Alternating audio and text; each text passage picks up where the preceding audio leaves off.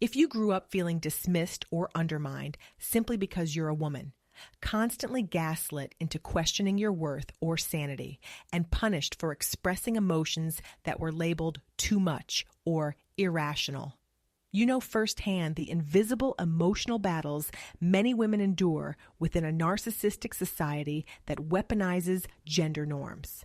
Maybe you were told you were being dramatic when you pointed out unfair treatment, or called overly sensitive when you had a normal emotional response to being hurt.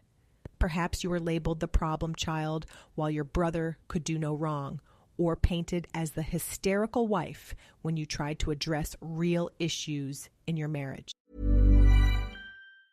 From big game bites to sideline sips, get everything you need for a watch party victory at Whole Foods Market.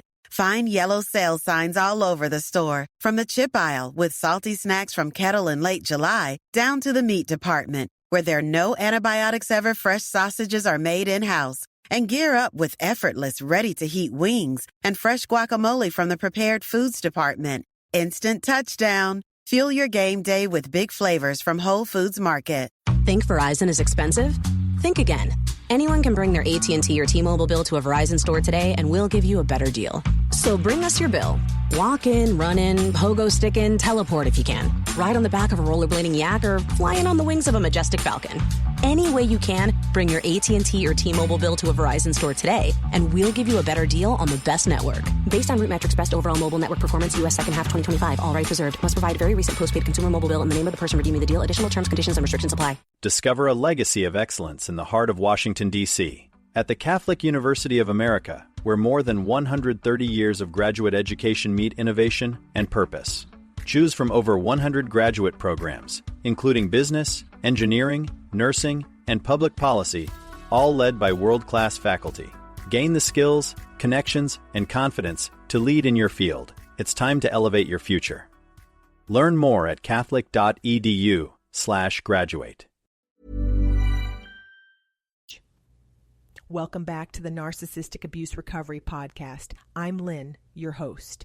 Today we're talking about how cultural conditioning around gender gets weaponized in narcissistic relationships and family systems to silence women and assign blame where it doesn't belong. This dynamic exists because whoever holds power often relies on cultural messaging that already discredits women's experiences and emotions. It's like having a preloaded weapon. Society has already primed people to dismiss women as overly emotional, irrational, or difficult. The person avoiding accountability just has to pull that trigger. In narcissistic family systems, this shows up as daughters being scapegoated more harshly than sons. You might have been accused of being ungrateful, dramatic, or too sensitive, while your male siblings got away with the same behaviors, or worse. The cultural narrative that girls should be grateful, compliant, and emotionally controlled gets twisted into a tool for blame and control. You might have experienced being told you were asking for it when you stood up for yourself, or that you were being difficult when you had boundaries. Maybe you were called selfish for having needs, or crazy for remembering things that actually happened. These aren't random insults. They're strategic uses of gendered shame. In adult relationships, this pattern continues. Partners who need to avoid accountability paint their wives or girlfriends as overly sensitive, hysterical, or emotionally unstable when they raise legitimate concerns. It's a way to shift focus from their behavior to your supposed emotional problems. The cultural stereotype of the nagging wife or crazy girlfriend becomes a shield they hide behind. Even extended family members and social circles can enforce these roles. When you challenge toxic family narratives or assert boundaries, you might be labeled the troublemaker who's breaking up the family or causing drama. Meanwhile, the actual source of the dysfunction gets protected because maintaining the status quo is more important than your well-being. This weaponizing of gender norms is particularly insidious because it uses society's existing biases against you. When someone calls you too emotional, they're not just attacking you personally. They're tapping into centuries of cultural messaging that positions women's emotions as inherently problematic, unreliable, or manipulative. You might have found yourself constantly questioning your own reactions. Am I being too sensitive? Am I overreacting? Maybe I am too emotional. This is the goal, to make you doubt your own perceptions and silence yourself before anyone else has to do it. The person scapegoating you doesn't have to work very hard when society has already done half the job. They just need to activate the shame and doubt that cultural conditioning has already installed.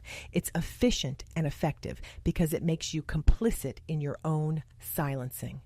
This also explains why your emotional responses were labeled as problems instead of information. When you felt hurt, angry, or frustrated, those feelings were telling you something important about how you were being treated. But instead of addressing the treatment, the focus got shifted to your inappropriate emotional response. You might have been told to calm down, stop being so sensitive, or get over it. Maybe you were accused of holding grudges when you remembered patterns of mistreatment, or called vindictive when you stopped accepting unacceptable behavior. The truth is, your emotional responses were valid signals, not character flaws. Your feelings weren't a problem to fix, but truths to hear. When you felt dismissed, you were being dismissed. When you felt gaslit, you were being gaslit. When you felt scapegoated, you were being scapegoated. This isn't about women being inherently faulty or weak. It's about a societal structure that weaponizes shame and discredit to keep women confined to roles that serve whoever needs to stay superior. The conditioning runs so deep that even other women might participate in it, policing each other's emotions and reinforcing the very systems that harm them. Understanding this dynamic doesn't minimize your individual experience. It validates it. You weren't wrong for having feelings. You weren't too much for wanting to be heard. You weren't the problem for pointing out problems. You were targeted because your voice, your truth, and your emotional reality threatened someone's carefully constructed narrative. The gaslighting felt so convincing because it had cultural backup. The blame felt so heavy because it carried the weight of societal expectations. But none of that makes it true. It just makes it a more sophisticated form of manipulation. Here's what I want you to consider. When you look back on your scapegoating experiences, how did societal or cultural messages about being a woman shape the way blame and shame were assigned to you? What gendered labels were used to dismiss or discredit you? Thanks for being here today and for doing this work. I know talking about scapegoating brings up a lot, and I'm honored you're trusting me with this part of your journey. Before we wrap up, I want to make sure you know about the resources available to support your healing. If you're finding value in these episodes, we have ad-free versions and bonus content over on Supercast at narcissisticabuserecovery.supercast.com.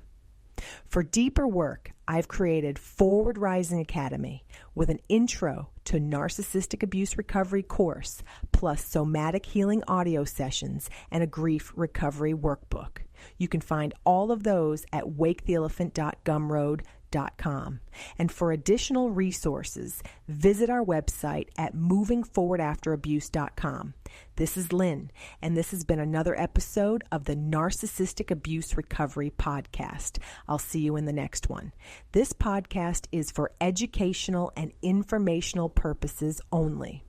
The content shared is not a substitute for professional mental health advice, diagnosis, or treatment.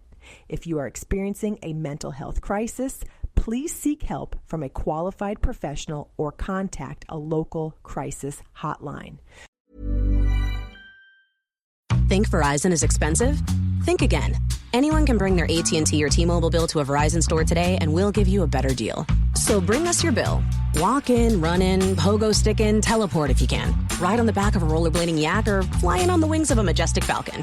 Any way you can, bring your AT&T or T-Mobile bill to a Verizon store today, and we'll give you a better deal on the best network. Based on RootMetrics Best Overall Mobile Network Performance, U.S. Second Half 2025. All rights reserved. Must provide very recent postpaid consumer mobile bill in the name of the person redeeming the deal. Additional terms, conditions, and restrictions apply. Early birds always rise to the occasion for summer vacation planning because early gets you closer to the action. So don't be late. Book your next vacation early on Vrbo and save over $530 on week-long stays. Average savings $550. Select homes only. Minimum 7-day stay required.